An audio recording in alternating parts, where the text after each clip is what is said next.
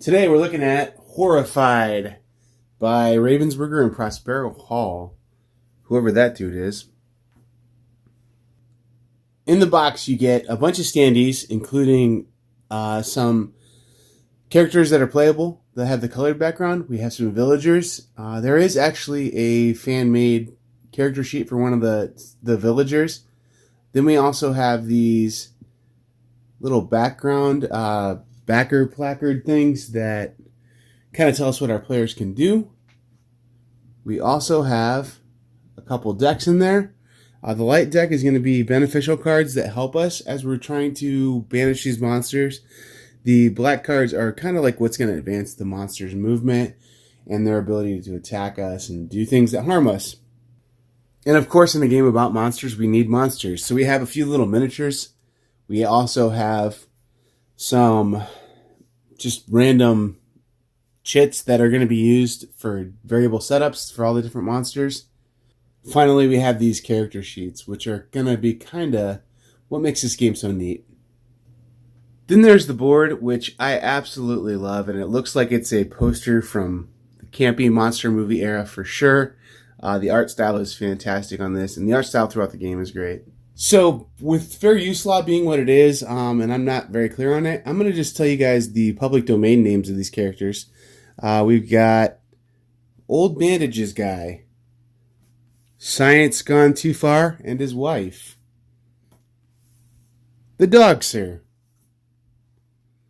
Uh-oh, you can't see my bones anymore, so I'm going to steal. Not Aquaman. And Bat Dash Man. Let's take a look at some of these mini games we're going to play. This is kind of at the heart of the game. And each of these setups, I'm not going to talk about this anymore after this because the setups are all different for every game, really, depending on which creatures you have.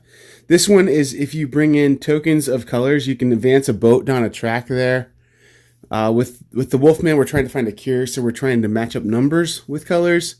With Frankenstein and his bride, we're trying to increase their humanity and turn them more human. There's like a little slider puzzle for the mummy. With the Invisible Man, we're gathering evidence on him because he's a real nasty man and we got to get him locked up. And Dracula, we can't fight until we crush his 4 coffins. So there's little mini games and little mini puzzles that we're going to be solving that are all very different and use the same system, but play differently. And that's really a lot of fun, to be honest. So let's get to what the actual game looks like when it's set up and what we do in our turns. For the game setup, it's actually pretty quick to set up. We're going to put the board down on the table. We're going to put this terror tracker on 0. We have these little like tombstone looking things, but they're basically our character placards. I'm going to randomize these and just give those out to people. And then you're going to just basically follow the setup directions on there. And I'm just going to randomly pick one of these out of here. And we'll take a look at it for a second here. So that is the scientist. The scientist has 4 actions that's mentioned at the top there.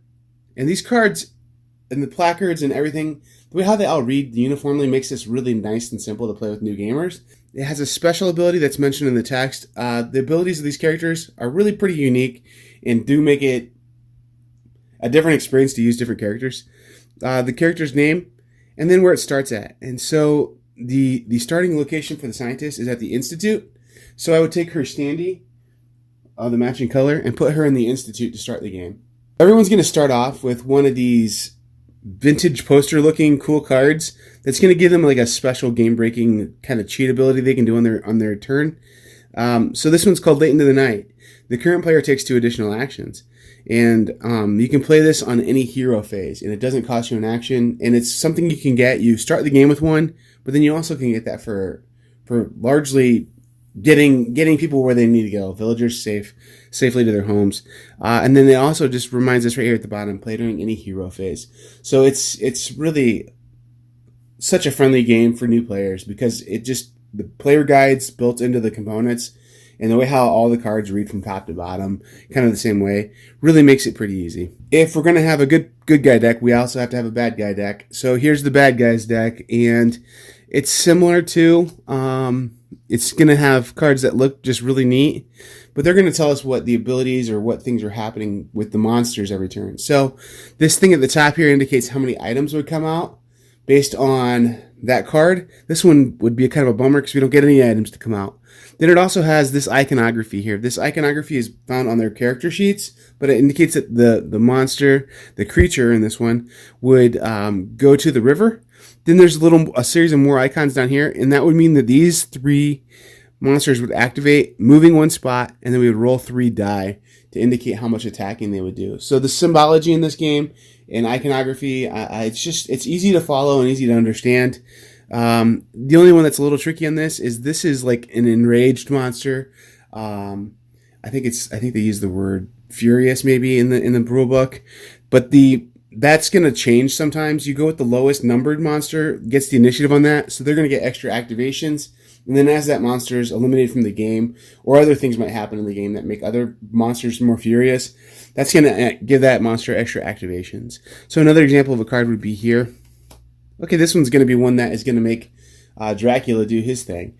But this one's also going to put out 2 items onto the board. And then there's a different set of monsters that are going to be activated there, with this one being the mummy, the invisible man, and the creature.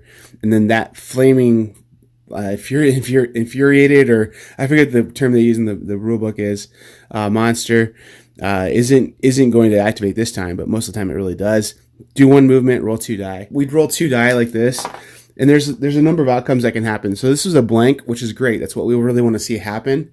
But there's also an exclamation point, and there's also a hit that can happen when you roll die. The exclamation point, you have to reference the character sheet. Each monster has a different exclamation point ability. So for example, the creature would move the boat backwards. It makes the searching more difficult to find the creature. And Dracula here, when he rolls an exclamation point, he has this alluring ability where your hero that's active and doing that roll is going to be teleported to the same space as Dracula. So Dracula is going to be attacking people more often, I think, because of that his ability to get them close to him. So, and they're both pretty aggravating abilities that you really have to keep fighting. So the exclamation point, no fun to see. The hit sign, no fun to see either. Because when you get a hit, you only have 1 hit point. If you get hit and you aren't able to defend it, you end up back in the hospital. The terror track moves up. Villagers, if they get hit, they automatically move the terror track up and they're removed. And you don't have an opportunity to gain benefits. But you can mitigate hits by choosing who's going to be attacked. So if you're in the same space as a villager, you can take priority and not have that villager get attacked. And you can mitigate hits by discarding items. So I've mentioned items a few times now, and I think we need to get to the point where we're understanding what items do in this game. So items, we have this huge bag of items. Well, it's not a huge bag, but there's a ton of items in there. And so at the beginning of the game, we're going to pull out, I believe it's 12 of these items, and just set them out on the board. I'm just going to do a few of these here.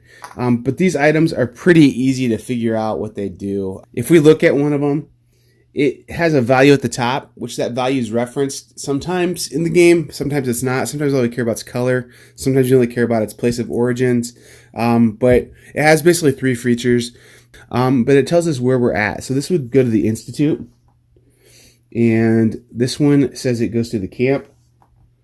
And these items go to these different locations. So this one goes to the laboratory. And we would do that for all those items. We'd get our items put out on the board. And then once we do those initial setups of items out there, we're ready to start the game. The game comes with these handy little reference cards, which are going to be really useful for us as we're playing this game to just be able to see and get a clear little understanding of what's going to happen on our turns. We get 4 actions for the most part. One character gets 5, one gets 3. But you're going to be able to move from one location to another. You're going to be able to guide one villager, one spot. You're going to be able to pick up any number of objects in a location. So it's not one action per object. And then also you can share as many objects as you'd like, as long as you're in the same location as another player.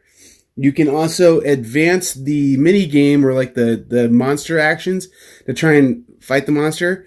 And then finally there's the ability to defeat a monster that you've already gone through the little mini game and solved their puzzle. And then there's always a resolution ability on the bottom of their card that you're going to go ahead and just defeat them. Then finally, there's always a special action on your player card. So this one's special action is you may add 1 strength to any item that you use. So that would be that number on the top. So if I needed to get 6 yellow items to defeat a monster, like 6 value of yellow items, I could have a 2 and a 3, and I could add 1 to it and have 6 value. So that's the basic actions that we can have. So on a turn, we would do something like this.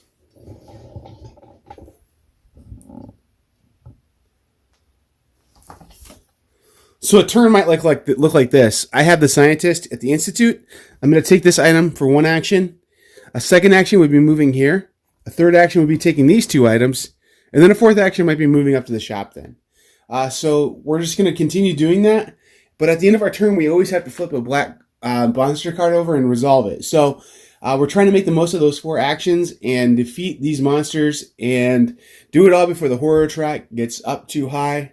If the horror track reaches the top of its limits, it goes beyond 6, or if we totally run out of cards, which there's a few cards there, but if we exhaust those cards, then we also lose the game. If we're able to defeat all the monsters, we win the game. And it's a co-op. It's a lot of fun. Let's give one quick example of how we would defeat a monster before we head back to the studio. So this is the mummy. His thing is that he's got like a slider puzzle like I would have played when I was a kid. You bring yellow items to the museum, and then you get the value at the top there of moves to that's their strength value. You get that many moves to try and solve this slider puzzle. So I hope you can see that there's numbers on the outside here, but then also there's scarabs that have numbers on them as well. And so I need to get them all to their right spots. So I would have 4 moves with this. So I go 1, 2, 3. And I got 1 left. Let's maybe start thinking about getting this 5 over here. 4. And then I would bring another item, or my people who I'm playing with would bring another item. So I have 4 more spots to move. So 1, 2, 3. Ooh, look at that. I'm getting close. 4. And then I only have 3 on this item. 1, 2, 3, maybe. 3 on this one. So 1, 2, 3. And then next time move that there. Just in manipulating this around so that I can get that finally solved. Then once I get it solved, I can actually defeat him by doing the bottom there. The bottom action, which says in the mummy space, use 9 plus power to defeat him. So he's a little more difficult than some of the other monsters out there. So I'd need 9 red objects of power. So here's an object I would have picked up that has 3 power. I'd need more items to get that total up to 9. Hopefully I get something like this big shotgun here that has 6 on it. So then I would have defeated the mummy. And I'm usually playing with 2 or 3 of these monsters at a time. If I'm really serious about it and want to play on hard mode, then I'm going to play with 4. I'll say that these games are generally pretty close, and it feels like the more players you play with, the more difficult it gets. So there's a challenge there with how you can set the different levels of this game. But pretty fun. The other thing, too, we talked about those exclamation points earlier in the game that you can roll. On his exclamation points, what happens is the lowest value scarab gets flipped over. So that's obviously a 1. We figured that out, right? But then as we keep flipping these over, it gets harder and harder. So we might end up with a situation like, this, where we have to keep track of a couple scarabs that we don't know what they are. So it gets pretty hard.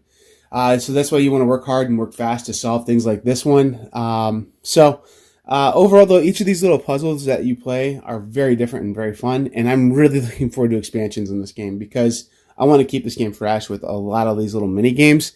So that's roughly an overview of the game. Let's get back into the studio and I'll give you some final thoughts. So hopefully that gives you a feel for the game Horrified. I think you get an understanding now of what the game's about. Let's get right into it. Right off the bat, I think we're going to see comparisons of this game to Villainous. Because Prospero Hall did both these games, they both were surprisingly good games that came out at Target and other box stores. So I think we're going to see comparisons of this game to that one. And that's fair because they're both really out of the normal and really shockingly good for the packaging and things that they came out with. So Prospero Hall, man, you guys are just really doing a great job with these games. I love it. You're bringing good games to the masses, which is amazing. So before I even get into other things too on this, I want to just say that the price point in this game is really good too. So the components in there, I laminated my monster sheets because I have a laminator and had extra sheets. If you didn't want to laminate your sheets, you would have been fine. But I think laminating them made me feel like, oh yeah, that's really nice. The miniatures in it are fine. They're not going to be like paint quality miniatures. They're like army men, better than army men, but they're not super detailed, but they're perfectly fine. And they do a nice job of being on a board. They use standees, so some of the components they cut corners on. But with that said, this game really, honestly, I think is going to be on sale a lot for like $25. I mean, like, I think it just will. And for $25, this game is an awesome package. I mean, just awesome package. At $35, it's an awesome package. So I don't think you need to wait for it to go on sale, to be honest. I mean, like, I think we all know that Target runs sales or whoever, but I think you could get this at $35 and feel good about it, honestly. It's a nice package of game. The chits in there are really nicely done. The matte finish on them is really good, so the components are great. So, I don't know. I'm going to get right into it now. What do I think of this game? Well, I'm going to give you some highlights right now. There's amazing art in this game. And this game, I think, has the best art to portray a theme that I've ever seen. The art is just perfect. It matches that 1930s, 40s, 50s Universal Monsters kind of feel. It feels like movie posters. It feels like marquees at the big movie gala. It looks like the credits in like maybe the end credits of a monster movie. There's just really wonderful art in this game. And I think the art in this game is bringing art to a new level for how you can match the art with the game. And I don't say that lightly. I love good art in a game. I love Ian O'Toole. He's one of my favorite artists. And this one's going to be like a totally different style from Ian O'Toole, a totally different artist style from what we normally see in board games. But it's so well done, and it feels like pop art into a game. So it's really neat to see this pop art style done so well on a game and done so cleanly, and it just makes a lot of sense. The iconography makes a lot of sense, and it just matches the cool pop art feel of this game, and it captures that nostalgic feel. So the art in this is, honest to goodness, perfect. The family appeal and complexity of this game is also perfect. The theme of this matches what you'd want to play with a 10-year-old. We're going to scare away the bad monsters. We're saving the day. We're going to win the fight. We're going to put the villagers in their homes and keep them safe. And there's no gore in there. There's no graphic storytelling elements. There's no scary things for kids. I think this game is pretty well just a lot of fun, and it's really neat for kids to see this. It's really neat for spouses who don't like gaming to see this. So the story on that, I own this game because my wife thought it looked cool, and my wife is not a gamer. I think I've said that many times on here. She's just not a gamer. She'll play to humor me sometimes, but this one she took an interest in. She went to Gen Con. She saw a list of the stuff that came out. She was kind of researching. She wanted to be informed. She kept an eye on this one, and it kept drawing her in. I don't know why. And so every time I mentioned getting it, she's like, yeah, should I get it? Should I get it? And like, she was a little eager to get it. So finally, one Sunday afternoon, we said, hey, you know what? I found a copy of this. It's about an hour away. I've got it reserved. Let's go get it. And it's starting to sell out. I mean, it's one of those things. Again, the parallels to Villainous. Villainous sold out for a while, too. We went up and got it. We wanted to enjoy it. Had a Sunday afternoon to play it. Drove about an hour each direction to get it. It was a nice car ride with her. But driving the 2 hours to get this game, the game is worth the price of admission, you know? I mean, like, that 2 hours of driving to have the game and experience this game has been worth it. I've really just enjoyed this game a lot, and I've enjoyed playing it with my wife. That's been a huge thing. So this game's going to have a ton of opportunities to hit the table. My wife, who's not a gamer, rated it a 9 out of 10. She really liked this game. It's just a good combination of fun and co-op. And usually to me, co-op games aren't that fun. It's solve this puzzle that's been done a million times. They all have that core pandemic-y type, do some actions and then fight a deck thing. Well, this one's got that, but then it adds these mini games and this other layer of fun. So it feels like Space Cadets a little bit. It feels like you've got these little, like I said, mini games on the side that you're playing as well, which keep the fun factor really high. So I've enjoyed it a lot, and I've enjoyed it with a lot of groups. I can play it with students. I can play it with my wife. I can play it with my 70-year-old dad, and he would get it and have a lot of fun. We'd laugh and enjoy it. It's a game to play at Halloween. It's a game to play with families because it's a co-op. It's a game to play with gamers. I think gamers are going to really enjoy this. It's just different and fun. It's a fun game, and for the amount of time that you have to invest into it, it's a really gratifying game to play. So I really love this game, and the fun is just so high. It's just that playing the mini games is just so fun. I mean, I guess I can stop saying it because I've said it enough probably, but It really is. All those little games are different. The trying to figure out how to maximize your tokens to move through the water, and it doesn't feel like you're just playing a little mini game. It feels like you're playing a mini game to try and solve a mystery or advance your purpose. So I really, really like how the monsters work in this game. The theme in this game is super present too. Like that board just draws you in, and it feels like you're inside of an old monster movie, and it feels like you're playing as the hero, the protagonist, trying to get Frankenstein and his bride to become more human and not destroy humanity in this little village. It feels like you're there. It feels like you're doing the stuff that you want to do, and it's just fun. It feels like you're in a movie. So the theme is super present, and it's super good. So where do I put this game at ranking wise? Let's put some numbers on it. Well, the accessibility of this game is going to be most anybody. And if you can read the cards and understand the abilities and understand the iconography, you can play this game. So I'm thinking that a 10-year-old or an experienced even 9-year-old with board games could play this game. I think it's going to be accessible to like younger children for sure. This is one that I will play with my older dad who doesn't play many board games, but since it's a co-op and he can ask questions freely, he'll be able to get any confusing situations cleared up. He'll be able to, ask for advice and do okay with that. And he'll enjoy it. He'll have a good time and laugh. This is a game that I'll play with gaming groups. It's a game that, I'll play at Halloween. And it's just a really neat game. It's going to hit the table a ton because there's just going to be so many opportunities for it to hit the table. The theme on this is campy enough that I don't think anyone's going to be offended or hurt by this. So I grew up in the satanic hysteria of the 80s. And everyone thought that D&D, and everyone in my church thought D&D was satanic. And when I played D&D, they were like, "Oh, you can't do that," and they kind of turned a dirty eye to me. Those people who turned a dirty eye to me would see me playing this game or play this game themselves and not think twice, because it's very clearly pretend, and it's very clearly just a fun, campy game. So I think the theme isn't going to offend anybody. I'm going to give it the all rating. Now, whenever you say all, there's always a counterpoint. There's someone who's going to go, "Oh, that looks boring," or whatever. But I would say, for all practical purposes, this is an all-themed game.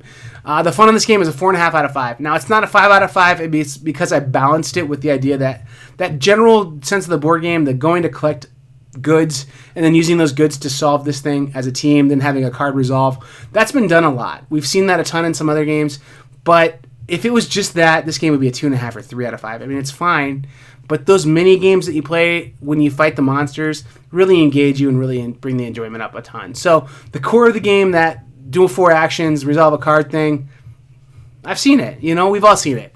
But those mini games that you're playing, they remind me of like Space Cadets again. Like just that fun little thing that it does feel like you're actually trying to solve this thing. That really makes the fun a lot higher. The replayability, 4.5 out of 5. Again, that core mechanic, that go do 4 actions and then resolve a card, makes me not want to play this game as much as it might otherwise. But those little mini games, there's a bunch of them in there. There's 6 of them in there to start with. I imagine we're going to see expansions as popular as this game is. And when we see expansions, it's going to bump this even to a 5 for replayability. So playing with different combinations of that, I was trying to think in my head just real quick. It'd be 6 times 5 times 4 would be, times 3 actually would be the maximum amount of combinations you could have. And then adding all those together. So that's just a lot of combinations. I'm kind of a math geek, but 6 times 5 is 30 times 4. 120 times 3, 360. I'm going to say 1,000 combinations you can play in this game before you play the exact same combinations on the same difficulty over and over again. So just more than you're going to play it. You can play fresh new combinations all the time. So the replayability is a 4.5 out of 5 because of the variability of the monsters, and that's the real fun part. Again, the do 4 actions and rinse repeat, it's going to bring it down to a 4.5. The design and the art, a 5 out of 5. I said this plenty. It's perfect. The art and design of this is perfect. The iconography is easy to understand. The cards are easy to understand. The game plays so smoothly because of the great design of the board. The pathways are really easy to see. The locations are easy to find. The font selections are perfect. And it all is done in a really artistic way, but they found a way to balance having a graphical design that's easy with really having a cool movie world that is on this board and present. So perfect. I honestly think this is maybe one of the best looking games I've ever played, just because the theme matches the art so well, and it's just such a cool design, and it's like pop art into a board game. It's just so good. It's just fun to look at, and the color palette, and just on and on. It's just great. The art is just so good in this game. So what do I give this? A 4.5 plus out of 5. I don't typically give quarter points, but this one would really be a strong contender to be a 4.75. 5 out of 5s are really like games that are just perfect. Because this game at the same time, I'm kind of beating this to death, has that core mechanic that we found in Pandemic, 10 years ago now, and that's been done a number of times since then. That feels the same to me, and it feels like it's not fresh to me. So that's going to bump my ratings down a little bit, but that's not what the game is. The game really is those mini games. So it's this core mechanic that we're using to play those mini games and keep that fun going. So I think with that said, I'm giving it a 4.5 plus out of 5, and I'm going to give this. Best co-op of 2019 at this point. I don't think I can think of a better co-op from 2019 at this point. So I don't know. I'm gonna put the question mark there because I haven't played all the co-ops this year, but it's very good. Really love it for what this game is. It doesn't try to be anything other than what it is. It's a great package and it delivers on what you think it's going to. So if you've enjoyed this review, maybe think about subbing. Maybe hit that bell even. Does the bell do much? I don't know. Maybe it does. Maybe it doesn't. Hit the bell. Maybe it'll make you happy. I don't know. But then also, if you want to leave a comment, tell me what you think of this game. That'd be great. Also, the web address in the notes here is going to tell you how to get to our website where you can see all of our stuff. Thanks for following. If you've been a fan for a while or a sub for a while, thank you. We appreciate you guys so much.